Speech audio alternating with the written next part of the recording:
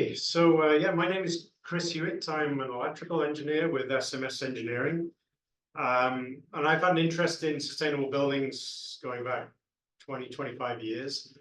I want to preface everything I'm saying here under the heading of I am completely in agreement that we are facing a climate catastrophe and that global warming is definitely not a myth.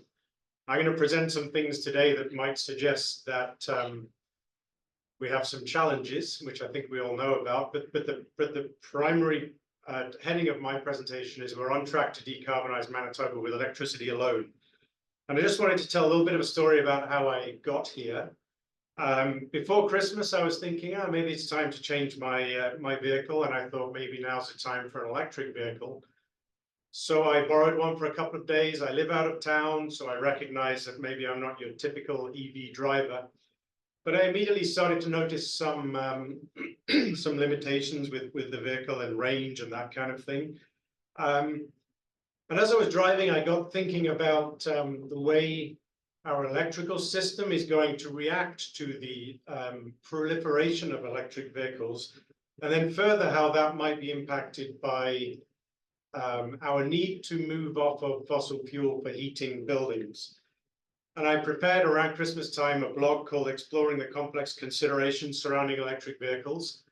And a lot of that blog was subjective calculations. So I thought, well, you know what, I better put my money where my mouth is, and I better actually bring some engineering rigor to my subjective calculations. And that's how I got here today. So as I said, my title is We're on Track to Decarbonize Manitoba with Electricity Alone. And I want to explore whether that is a myth or whether that is a potential fact.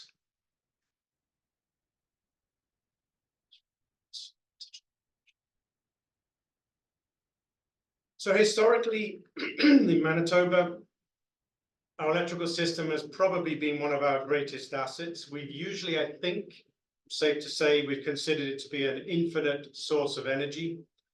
We have an abundance of capacity, and it will serve us way off into the future, and we don't need to worry about it. Current and previous governments have made great investments in our generating capacity, and we are where we are today. But I think as an electrical engineer, I've been able to take a little bit of a backseat in building design and watch my mechanical colleagues and my building envelope colleagues really take a lead in how to make buildings more sustainable. But today I'm here to show you, I think, that those without change, those days are gone. And really now electrical engineers and electrical engineering is on the critical path to decarbonization. We need to understand that our electricity and electrical system is a finite resource, and we need to use it more wisely. So a little bit of electrical history for you. We started building electrical power stations here in our province in and around 1900, so about 100 years ago. We have 16 hydroelectric power stations generating something of the order of 6,100 megawatts of electrical power. We use within our province somewhere between 4,500 and 5,000 megawatts, depending on the time of the year, but the peak demand is in that range.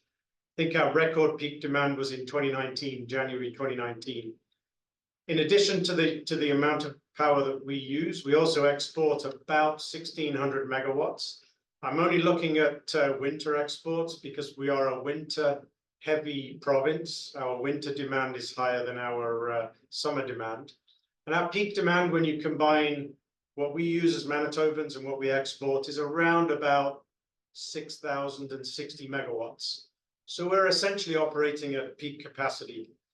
We have revenues, hydro has revenues in the range of $2.6 billion a year, of which 1.1 billion comes from exporting electricity, predominantly south of the border, but also to the west to Saskatchewan as well.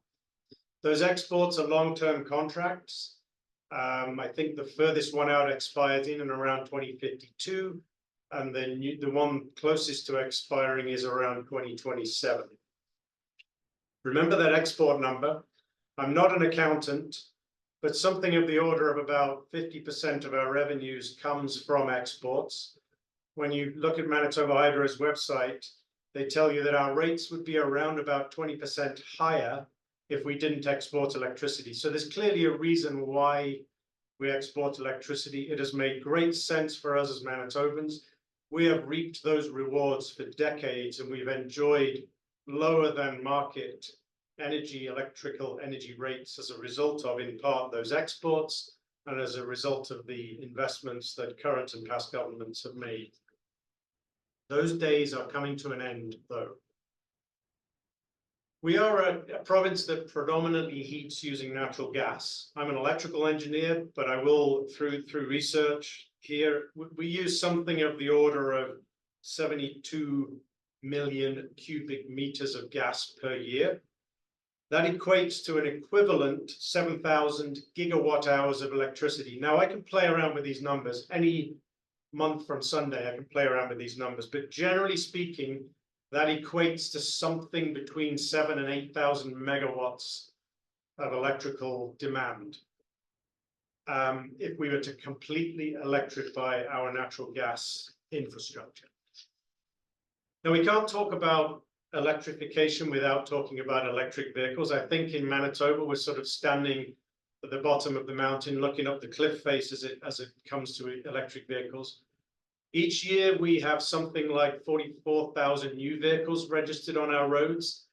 If all of those were electric vehicles, that would equate to something like 95 megawatts of electrical demand, if 30% of them were plugged into level 2 chargers at any one time. We have close to 1 million vehicles on our roads. If we electrified all 1 million of them, that would be about 2,000 megawatts of electrical demand, again, based on that 30% load factor. Now, the federal government has mandated that by 2035, all new vehicles will be zero emission at source. And clearly on that date in 2035, we're not going to suddenly step change from gasoline-powered vehicles to electric vehicles. So assuming roughly a 10-year life cycle, 10 to 15-year life cycle for a vehicle, by 2035, we're going to see an electrical demand in and of the range of about 600 megawatts if we assume all these vehicles are passenger vehicles. That's not really realistic because we do have commercial vehicles on the road. We have a mining and resource sector that uses an awful lot of vehicles also. At present, it's my opinion, it's not practical to electrify the commercial stock, particularly some of the remote locations, whether it be forestry or whether it be mining. In the mining sector, a typical rock truck, large rock trucks are a 3,000 horsepower diesel engine, consuming about 1 million gallons of diesel each year. So converting that in a remote location to a battery-powered vehicle and finding the energy to recharge that will be very impractical, likely will require burning fossil fuels to make that electricity. So I'm just considering electric vehicles. And for this presentation, I'm really just considering the energy usage through recharging those vehicles. But I think it's worth noting that when you look at greenhouse gas emissions, you have to look at the complete life cycle of both internal combustion engines and electric vehicles. It's something between 50 and 100,000 kilometers to get to that break-even point based upon a benchmark Volvo study. So electric vehicles are not necessarily the answer, and we're going to have a challenge in recharging them. So when you do the simple math and look at peak demands, we have a current capacity of about 6,100 megawatts. We're using about 4,460 within the province, another 1,600 outside the province. Right now, we have about 40 megawatts available. I'm ignoring the spot markets right now. Spot markets are obviously useful to trade energy, but it's a given that if we need energy in peak demand times, we're probably going to be paying a higher price in our free market economy. Electric vehicles by 2035, I'm estimating, will consume something like 600 megawatts, and converting all of our natural gas infrastructure to resistance-based heat is something of the order of 7,000 to 8,000 megawatts. So we have a shortfall in excess of our current generating capacity. So we are less than halfway to what we would need to be in order to supply this required demand. So the myth is well and truly busted. We cannot electrify our way out of carbonization, at least not based on this maths.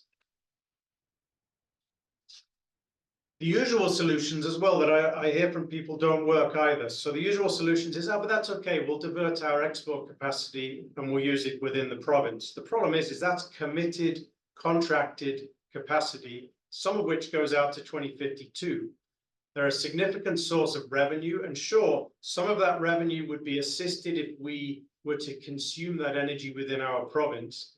But Hydro's own website says we save something like 20% on our current rates by exporting. So it's a given that probably rates would need to increase if we diverted that capacity as it became available. The other thing I hear is let's just put solar panels everywhere. Let's build big solar farms. Our peak demand occurs in winter, where our day to night variance is only of the order of about 500 megawatts. Without storage, that solar power has limited effectiveness. We can use the storage of our hydroelectric systems to store water behind the dams while the solar system is available. But solar power is an interruptible source of power. It's fine when the sun is shining, but in the wintertime, when the sun angles are lower, or during cloudy days, or during nighttime, obviously it has limited effectiveness. And I also hear, let's just build wind generating stations. Now, wind is cheaper to market than hydropower, but it too is also an interruptible source that has similar limitations to solar. So there might be a peak demand day when the wind isn't blowing. It's a very calm -30 or -40 day, the wind isn't blowing. Or it's a howling gale and there's too much wind for the wind turbines to operate. So we have that sweet spot that we may be operating outside of. Now, how do we get out of this? I don't profess to have the answers. Bethany will be talking in a bit more detail afterwards about what some of the answers will be. But remember this film, this is Apollo 13 for those that don't remember. Think about the way these guys, these are actors in this case, but think about the way the astronauts got back from the moon and how important economical and prudent and sustainable use of electrical energy was. If you remember, they kept overloading the battery and they had to find different ways to innovate and to work around the problem. The days of abundant electricity are gone. The days when we could finance our way to low electricity rates are gone. We need to invest. And I put it to the group that probably we need to, or definitely we need to increase our utility rates. So what are some of the answers? And I say, I don't profess to have all the answers. We have an existing building stock that is using something of the order of 50 to 60% efficient natural gas heating systems. I'll show you in a couple of slides' time. There's huge opportunity to reduce greenhouse gas emissions from these buildings. And I put it to you that we may need to still continue to use efficient, much more efficient natural gas with heat recovery and better building envelopes to significantly reduce greenhouse gas emissions from these buildings. We need to consider other forms of making heat in buildings using electricity. So it's a hypothetical joke here that resistance is futile. In this case, it is. I cannot tell you how many projects I see go through offices, design offices, where resistance heating using electric boilers is proposed with huge electrical demands. We need to be considering energy storage. So whether that be geothermal in the ground, whether that be storing energy behind dams, or whether that be using other forms of storing energy, whether that be high temperature energy storage, producing steam and steam turbines to generate electricity. We need to innovate.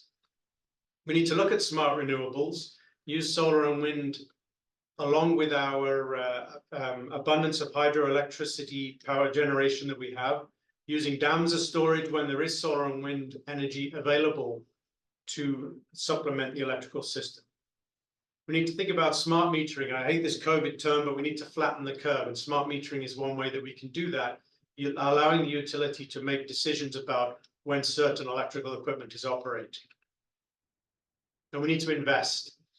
We need to raise our electrical and natural gas rates. We need to look at the carbon tax and find a way to effectively create a bank account that we can draw upon to green and to better use the infrastructure that we have and to reduce our reliance upon fossil fuels, and invest now in our power generation system and our distribution system. I haven't even talked about the 1950s infrastructure that we have in downtown Winnipeg. that is barely able to supply what we're doing today. The level of investment that we need to electrify our energy system is huge, and we need to be thinking now, and frankly, 30 years ago, we needed to be thinking. Sidebar, my father was VP of engineering for our utility in the UK, and 30 years ago, he was saying, we cannot supply the demand that electric vehicles will be bringing in the future. And here we are today. The ship's already sailed, the barn door is already open. So here's some proven examples before I hand over to Bethany. So the Richardson building, simply by changing boilers and moving from a steam to a hot water-based system, 28% reduction in greenhouse gas. That's still using natural gas boilers. I realize that in long term is not where we want to go, but I think we have to be looking at how we get through the short term while we invest in the long term. Negan Center, using the benchmark model from the Richardson building, we'd be looking at roughly a 34% greenhouse gas emission, still using natural gas boilers. A major office campus downtown has seen a benchmark proven 40% greenhouse gas reduction, and a major high-rise building using heat pumps to move energy around the building and using a small electric boiler is forecasting that they'll see a 92% reduction in greenhouse gas emissions. So while greenhouse gas emissions are not just what we're talking about, there are ways that we can still use natural gas to help us through this problem that we have today. So I put it to you, we can't electrify ourselves out of this issue. We need to use our electrical resource wisely. We need to think like those astronauts on Apollo 13. Our electrical infrastructure is essentially already run out, and we haven't really started the decarbonization process. So it's already too late. It's very unpopular. We need to invest. We're going to invest. We need to raise our rates.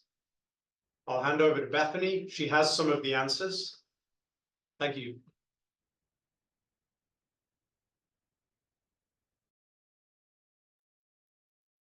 Hello, everybody. I am just going to get my screen set up here.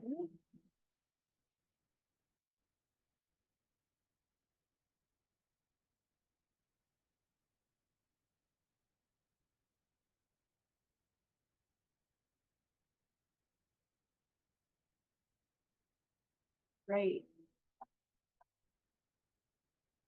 So as already mentioned, my name is Bethany Daman, and I am the communications manager with Manitoba's Climate Action Team. And I'm here to specifically talk about this point and this myth about we are on track to decarbonize Manitoba with electricity alone. And I think as I was having conversations ahead of this about what this myth means and what this means within the context and the importance of electricity within decarbonization, the point that I really want to highlight here is that Manitoba, no, we are not currently on track to decarbonize with electricity alone. However, that is a huge part of the solution, and we want to work towards getting on track to make sure that the solutions that I am talking about here are possible. Here is a photo of the Climate Action Team. We are a group of policy and environmental organizations who are working together to advocate for and document climate solutions that would help all Manitobans affordably meet their essential needs without the use of fossil fuels. As a coalition, we are incredibly concerned about the human impacts of increasing extreme weather events. So we came together after the IPCC 1.5 report came out calling on policymakers to document evidence-based solutions because we hadn't seen anything from the provincial government that would help us get even remotely close to the emission reduction targets that were being called for by the IPCC.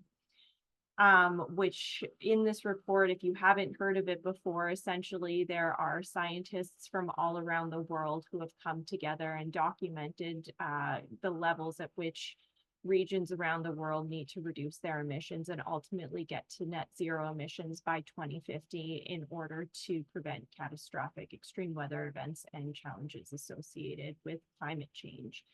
Within the context of what we are doing here at the Climate Action Team, we're acknowledging that at this point, most Manitobans, including myself, who is sitting in my South Osborne home with a relatively inefficient heating system, old windows, because I am unable to, I don't have the capital in order to retrofit my home on my own and get to the point where I need to be. And as a coalition, we're recognizing that this is the place that a lot of Manitobans are in. And so that's kind of influenced everything that I'm going to talk about today. There's two quotes that I wanted to quickly share with you that are just really significant in the work that I'm doing as I look towards solutions here in Manitoba. One of those is, as climate change impacts intensify, life will become even less affordable. That's from the Canadian Climate Institute. And the other one is just simply that the biggest threat to everyone's health and well-being is climate change, which is from a local retired public health nurse who I've been working with on campaign strategies to help make climate solutions more possible here in Manitoba. So, knowing that climate solutions exist, the climate action team has spent the past 5 years documenting these solutions that would help lead to zero emissions here in Manitoba. We've worked with area experts and policymakers to collectively find strategies that would not only help reduce emissions here in Manitoba, but also reduce energy costs for Manitobans. So we've taken all of these solutions that we've collected and we've compiled them into a report series called The Road to Resilience. It has 5 different volumes in it. Well, I guess 3 volumes, and then within the 3rd volume, there's 3 sub-volumes. And we continue to come back to this question in the volumes, and we're trying to answer this question: what do we need to do to reduce Manitoba's emissions, and how can we do it? So in the first volume, we asked, what do we need to do? And what we determined is that we need to heat all of our buildings, old and new, affordably without fossil gas, often commonly referred to as natural gas. We need to move all goods and people without gasoline and diesel, and we need to ensure that Manitobans have access to affordable food that has been produced without synthetic fertilizers and without diesel for machinery. So we focus on these 3 areas: buildings, transportation, and food, because this is where the majority of Manitoba's emissions come from. These are all incredibly important things, but the reality is that alternatives do exist to be able to meet these needs without the use of fossil fuels. So as we looked into what are the solutions, the next report after our initial community pathway, which outlines and asks the questions of what we need to do here in Manitoba, we needed to start answering the questions exactly, how can we do this? So in volume 2 of the Road to Resilience, called Energy Solutions, we outline a number of different solutions, and I obviously won't have time to highlight them all today, but I am going to go through as many solutions as I can here, and then I'll leave you a resource to be able to look more into the Road to Resilience and additional solutions if you're interested. So the first thing we highlight in the Energy Solutions report is the importance of making all of our buildings as energy efficient as possible. We talk about heating and cooling our buildings electrically on district geothermal systems so that there's shared heat between different buildings and communities.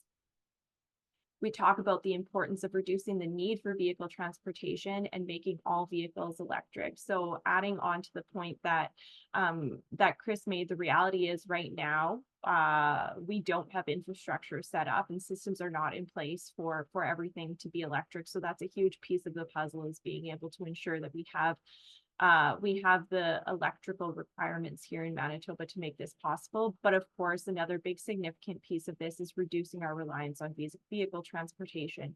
So as much as possible, having shifts so that people are using shared public transportation, both rurally and urban. Anyone who is able to cycle, focus on carpooling, all of the things that we can do to reduce our reliance on vehicles, and then any remaining vehicles that are essential and left on the road, we would be making electric.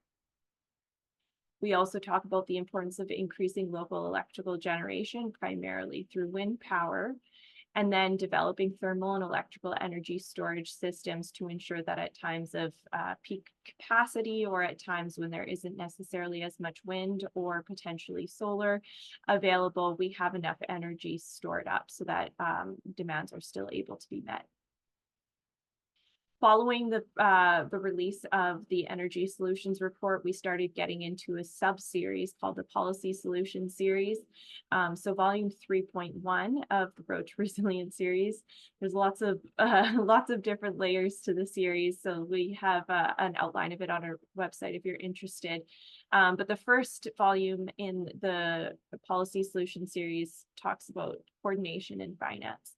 So we talk about the importance of establishing a target of 0 greenhouse gas emissions by 2050 or sooner and implementing concrete actions to make it possible to meet that target. From a financing perspective, we talk about returning the carbon tax to Manitoba and using this revenue to finance climate solutions, while still rebating the lowest 40% of households to ensure that they don't experience a net loss. And to Chris's point earlier, I don't know if anyone saw in the chat, but our lead author of The Road to Resilience, Kurt Hall, who is also an electrical engineer and on the board of Efficiency Manitoba, he noted in the chat that the reason that exports reduce domestic rates is because we have surplus and that capacity would otherwise not be used. If we consume that power domestically, it will actually increase hydro revenue because it will be sold at 9 cents per kilowatt hour instead of the export price of 3 to 5 cents. And so that is another piece that could potentially be evaluated and considered when talking about funding and financing sources for the solutions that we're talking about. One of the big things, going back to my point about me currently living in a relatively inefficient home, is the importance of financing to ensure that all Manitobans are able to make the changes on their homes that they need to, even if they don't have the upfront capital. And one example of this is PACE financing, which we've seen work well in other jurisdictions.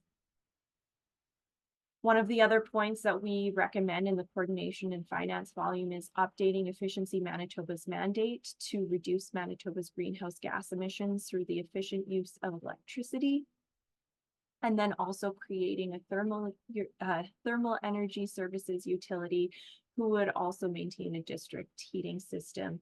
So geothermal setups wouldn't be something done on an individual basis, but rather a part of a larger system that connects and shares heat and cooling as well. We would also encourage there to be continuing to have progress towards climate goals that are reported on regularly. And then if all of a sudden there is a failure to meet these targets, which is a very strong possibility, then action needs to be taken to evaluate what changes need to be made to ensure that we can get back on track to meet these targets. We talk about adopting the highest tiers of national energy code for buildings that are achievable by the construction industry, and then executing a plan to achieve higher tiers as soon as possible. And then, of course, prohibiting the use of fossil gas in any new construction. Specifically related to buildings, again, using the most economical combination of building envelope improvements, geothermal and on-site solar energy to retrofit each building to achieve the energy savings required to ensure financial savings exceed amount of PACE loans. And then finding ways to employ solar energy and waste heat recovery economically to reduce the need for grid power for water heating. And then finally, we do have a chapter specifically on vehicle transportation. There's a lot of challenging conversations within this. If you're interested in learning more, again, you can read the full report. We go back to, as much as possible, decreasing the need for transportation through affordable, safe, and reliable rural and urban public transportation. And then back to this point of ensuring that any vehicles left on the road are electric. So we've done a lot of evaluating of polls throughout Canada, specifically here in Manitoba, and then globally as well. The reality is that the majority of Manitobans are concerned about climate change, and that 75% believe that climate should be considered in all policy decisions. We commissioned a poll through Probe Research last year, which left us with those results. What we need now is policymakers to implement these solutions. So all of these things led to the launch of the Consider Climate campaign, which you may have seen signs for around your neighborhood. We're not actively distributing signs right now, just due to funding constraints and people not getting quite as excited about them when we're not in an active election time. But it's something that we are still actively campaigning on, and we're really working with policymakers and elected officials and everyday Manitobans to make these climate solutions a reality, so that we can all, as Manitobans, live affordably without the use of fossil fuels. So I have left a QR code here if you're interested in learning more about the Road to Resilience. We've got information on our website related to advocacy opportunities as well. We currently have a postcard campaign going if you're interested in advocating for more of these solutions. And we're continuing to work with area experts. So if you have ideas that you're wanting to contribute, you can also feel free to reach out anytime, and we continue to work with elected officials to implement these solutions to make life not only affordable, but also possible without the use of fossil fuels. Well, thank you so much for all of that incredible information you guys both shared here today. Really appreciate it. And I can tell that people in the chat also appreciated it, as we have some questions. So to start, does Manitoba's hydroelectricity displace or add to fossil fuel-based electricity in adjoining jurisdictions? Anybody know? Well, I think, as I recall, Saskatchewan does use some fossil fuels. So, I mean, we are exporting from our predominantly hydroelectric infrastructure. I honestly don't know the answer as to what proportion they generate using fossil fuels to be able to calculate that. South of the border, yes, definitely. Some of the coal states that would be importing from us. And I do believe some states are mandating that they import from areas that have wind, for example, as a means of generating. Okay, great. So there's a question here. Are you equating that the primary energy, that as a primary energy or as the actual useful energy for heat pumps are 3 to 4 times more efficient as users of primary energy? That's a really good question. My number was in there for headline effect because we need to deal with this, and frankly, we're not. So I'm assuming resistance heat. So I'm not assuming geothermal that would essentially reduce that. What did I say? 7,000 to 8,000 megawatts. It would reduce it down, obviously, considerably due to the coefficient of performance there. Okay, great. And if people want to learn more about the heat pump world, that's next week. So check in then if you can. So when talking about NG/electrical supply and peak, any idea on the split between heat and other processes, or residential, commercial, and industrial? Bethany, you may also want to answer this, but I just had a quick look on the federal government's Stats Canada page. It's roughly a third from residential to commercial to industrial. Not exactly, and it depends on the time of the year, but something of that order. I can share the site that I went to for that. I am going to pass this over to my colleague Kurt Hall, who is the lead author of the Road to Resilience, if he wants to add anything here. Well, no, the Road to Resilience work did focus on residential, because we focused most of the analysis that we did on trying to manage the ability to meet peak demand. And being able to heat buildings is sort of like a time constraint challenge. You can't wait to heat up your building so much, whereas a lot of the commercial and industrial is a power demand that can be potentially in sort of emergency situations or whatever, moved to another time when off of the peak. It's dispensable power, is that what they call it? Something like that, like where you can make arrangements with the power users that basically with costing structures to encourage them to not demand power when the rest of the grid is challenged to meet that peak demand. Makes sense. All right. So what are the impacts on operational costs in the greenhouse gas reductions examples? Well, I can tell you the Richardson building went from 50 to 60% efficient boilers to something in excess of 80% efficient boilers. So for offshore, there was a reduction in operating costs. I don't have the slide in front of me now, but the forecast for Negan is something like a 30% reduction in operating costs. Now there is an initial upfront investment in capital, but that particular client has been extremely successful in attracting federal government incentives to help them convert over from the current very inefficient systems over to new systems. Thank you. Okay, so are there any jurisdictional precedents that have successfully implemented the urban, rural, affordable, ubiquitous public transit? So I am going to defer this. Well, maybe I'll ask Laura if she can send out a follow-up email to people. We have a rural transportation study that is going to be coming out in the next couple of weeks that answers all of these questions. I am not the author on this. I actually personally haven't even read the draft yet. So unfortunately, I don't feel very qualified to answer and give you specific examples.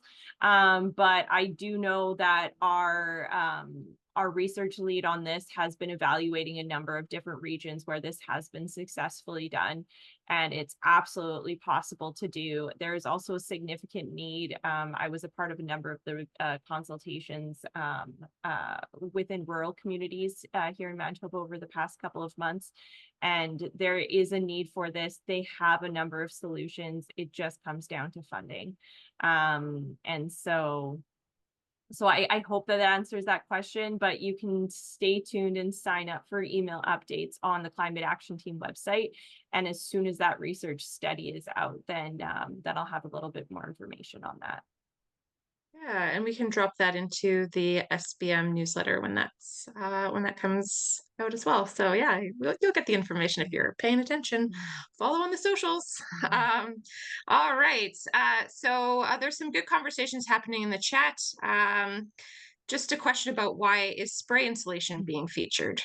I saw that question and I can answer that question. Honestly, it's a stupid, sheepish answer.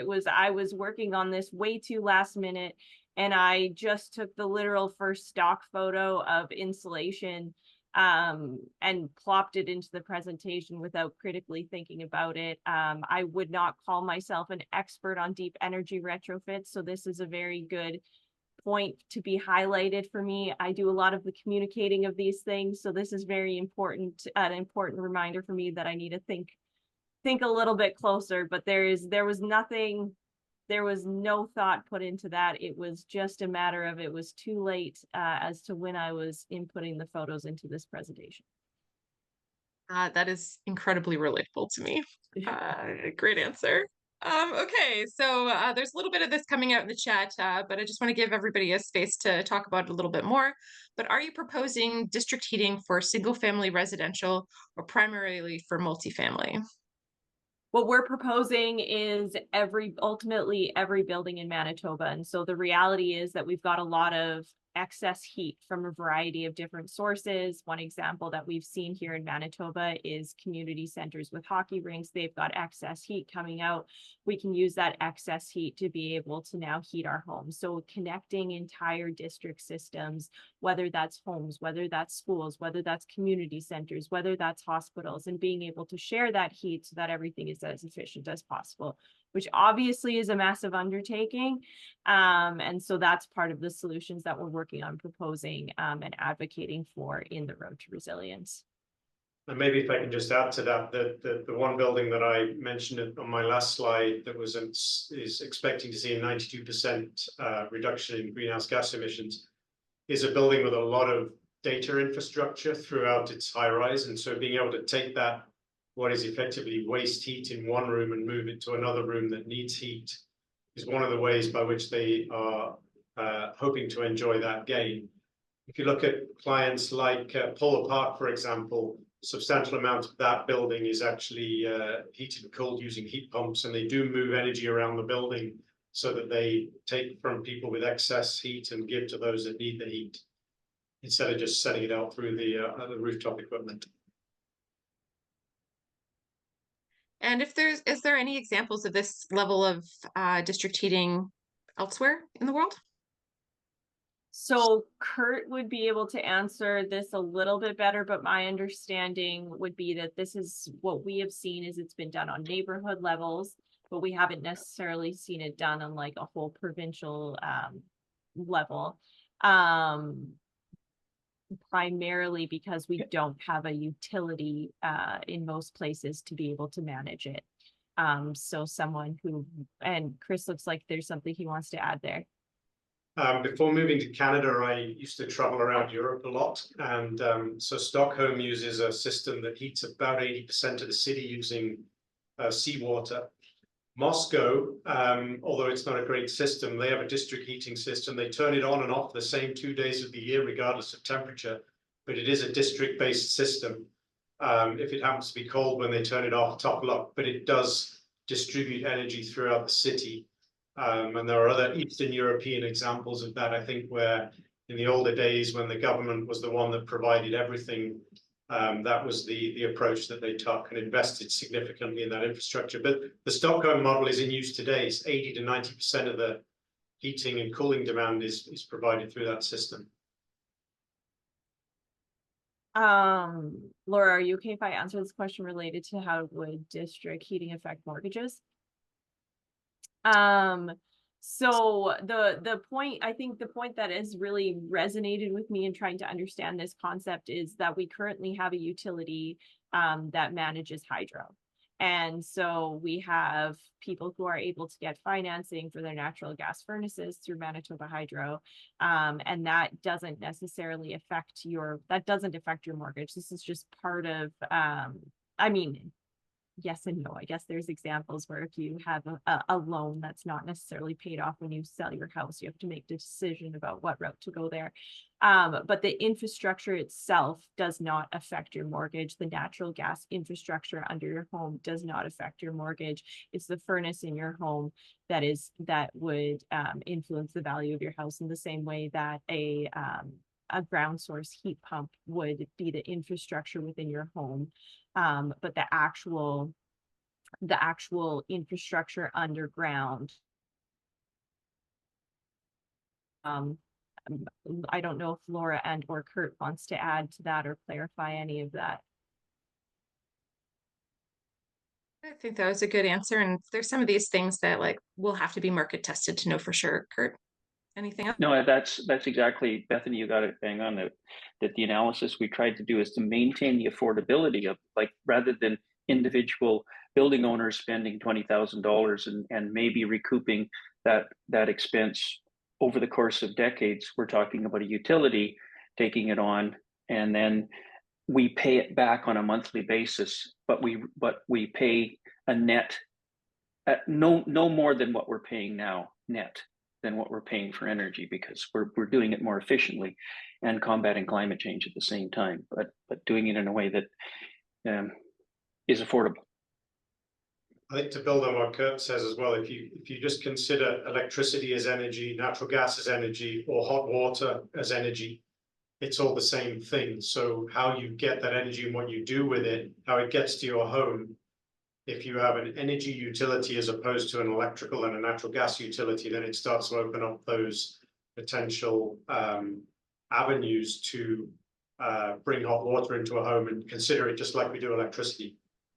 And a key, like a strategic element of the geothermal approach is that we store energy when we have an abundance of it, which is in the summertime, and we put it into the ground, we store it, and then draw it out when we need it. So it's a change from always expending energy instead to making a more circular approach to energy usage.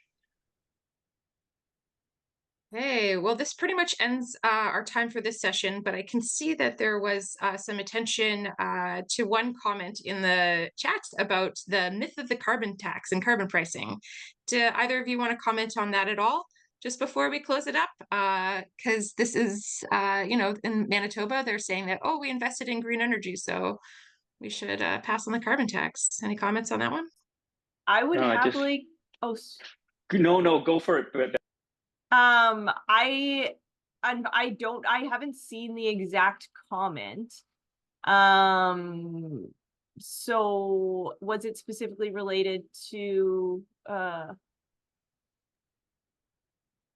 well, I can just speak to the carbon tax in general and the point that we made in there. So the first thing, just kind of quick summary and general understanding for those folks who might be new to understanding. Oh, thank you for whoever posted this.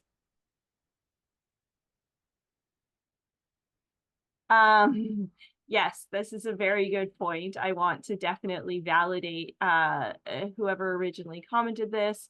The majority, like when we're talking about green energy here in Manitoba, first of all, there's a lot of complexities that come with the environmental and human impact of hydro. But in addition to that, the reality is that a large portion of our fossil fuel or greenhouse gas emissions is coming from heating our buildings, using natural gas, and also transportation. And so for us to say this is definitely what I would consider greenwashing.